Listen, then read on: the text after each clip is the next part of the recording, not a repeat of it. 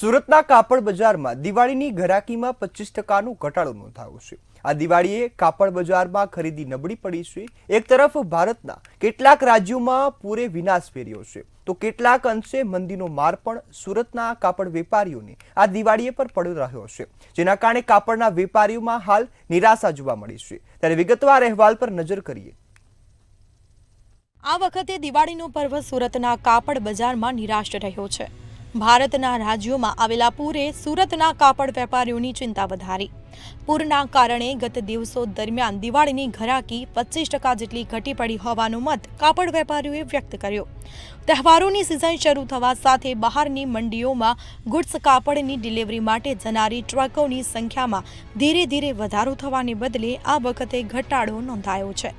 સાથે જ ઓવર પ્રોડક્શનનો પણ માર કાપડ ઉદ્યોગને પડી રહ્યો છે। તેમજ મંદીનો પણ એક માહોલ છે અને જેને લઈને ક્યાંક કાપડની અંદર અત્યારે ખરીદી નિરસ્ત જોવા મળી રહી છે।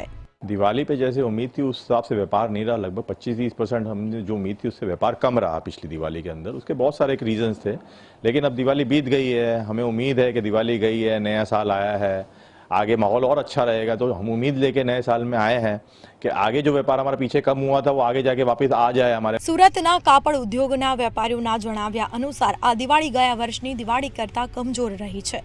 અલગ અલગ રાજ્યોની અંદર વરસાદ પડ્યો અને આ વરસાદ પડવાના કારણે પાણીઓ ભરાયા, પૂર આવ્યું અને આ તમામને લઈને સુરતના કાપડ ઉદ્યોગ ઉપર એક ગંભીર અસર પડી છે।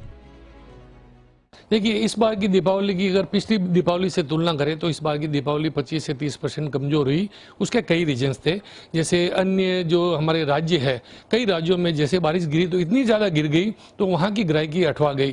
तो अलग अलग जगह अलग अलग टाइम बारिश गिरने से अलग अलग राज्यों में वो ग्राहकी रुकी। उसका फर्क यहाँ आ वखते अपेक्षा प्रमाणे जेवुं जोईतुं हतुं एवुं व्यापार अमारुं थयुं नथी अने अमने उम्मीद हती कि जीएसटी नो जे ग्रेड रिड्यूस थयुं छे एनाथी बी कंईक थवुं जोईए, पण जेवुं अमारी अपेक्षा हती एवुं अमारे काम थयुं नहीं दिवाળી पर। આ દિવાળીએ સુરતના કાપડ બજારમાં વેપારમાં દેખાયેલા ઉતાર ચઢાવની ચર્ચા કરવામાં આવી હતી।